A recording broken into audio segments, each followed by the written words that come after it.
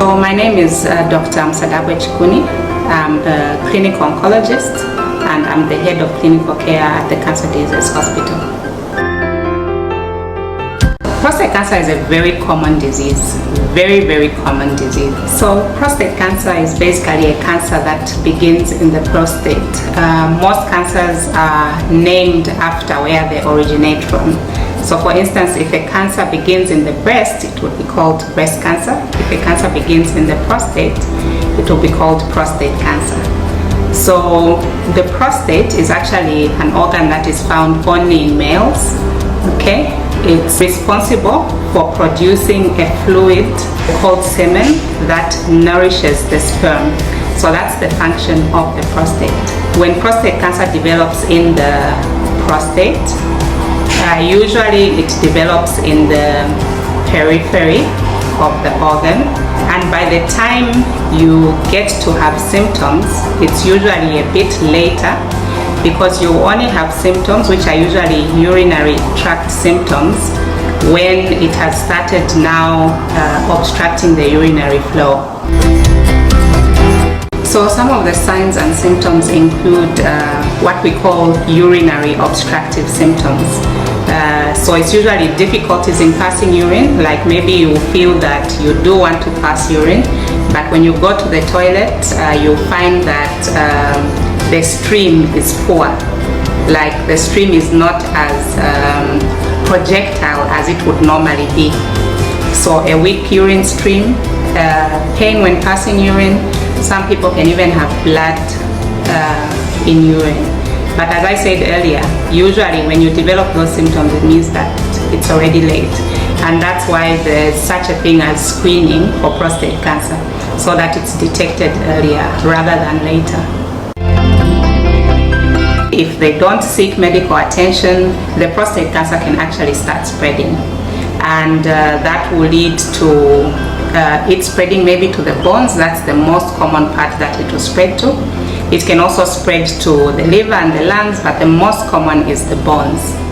So if it spreads to the bones, the most common symptom that the client will have is pain in the bones. Usually it's hip pain or backache, but it actually can be anywhere where the cancer has spread to. So whether it's the shoulder or the head, anywhere. So that's the most common, like pain in the bones that they'll complain about.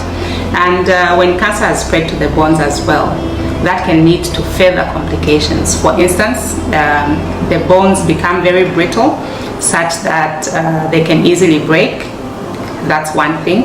And if it's something in the spine, like the vertebra, if that breaks, it can impinge on the spinal cord, which passes through the central part of the vertebra and cause what is called spinal cord compression. So if that spinal cord is compressed, it means that someone will become paralyzed. When someone is become paralyzed, again, that's very debilitating. They're not able to walk, they're not able to work, they're not able to care for themselves. So that's one of the other bad things that a lot of our patients actually present with, because a lot of them present very late when it has already spread to the bones. If it spreads to the lungs, then it's usually difficulties in breathing, coughing, things like that. So there's not really any cause per se of prostate cancer. Like with many other cancers, you can't actually say this is the cause. There are very few cancers that you can say this is the cause, like cervical cancer. The cause is human papilloma virus. So for prostate cancer, there are things that you can change and there are things that you might not be able to change. Like the family that you are born into, for instance.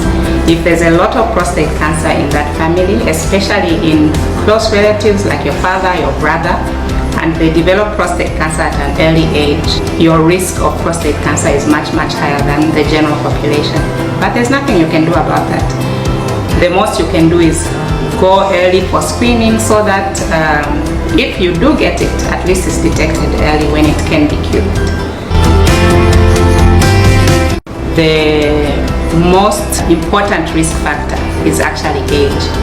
The older a person is, the most likely they are to have prostate cancer. But in our environment, we found a lot of people who have had prostate cancer at a very early age. And that's attributed to probably the race, because it's known that the black race or the African race has a higher predisposition to developing prostate cancer, and unfortunately this prostate cancer is known also to be very aggressive as compared to prostate cancer in either Caucasians or Asians, for instance. It's mostly above the age of 70, but if you just go through our records, you actually find that a lot of people are actually not even 70. But if you read in most of the world, it's actually above 70. It's not to say that below 70 you won't get it. Prostate cancer is treatable, and it's one of the cancers that you can actually cure if found early. The other good thing, in inverted commas, about prostate cancer is it's a very slow growing cancer.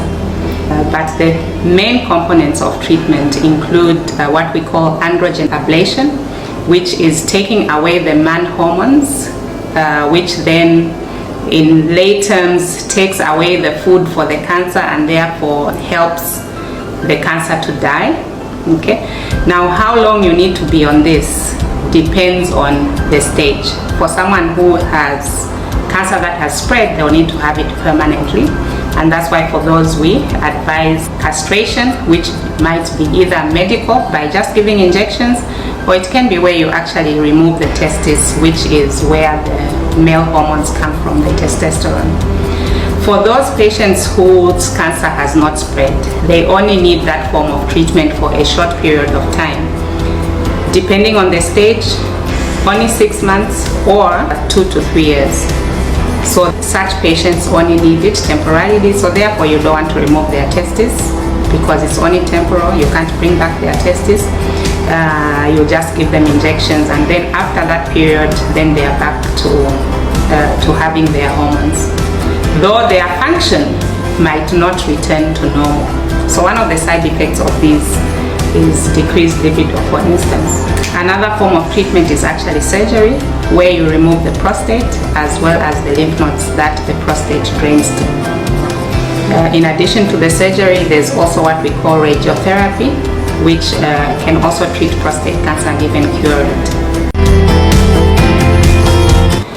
There are approximately 1,200 prostate cancer patients that are diagnosed each year in Zambia. Only about 200, 300 or so, 400 actually reach the cancer disease hospital. So others are treated on the outskirts. Others don't even reach care. So there's a lot of fallout there. The estimated number of cases of prostate cancer patients that actually die from the disease is 790, close to 800.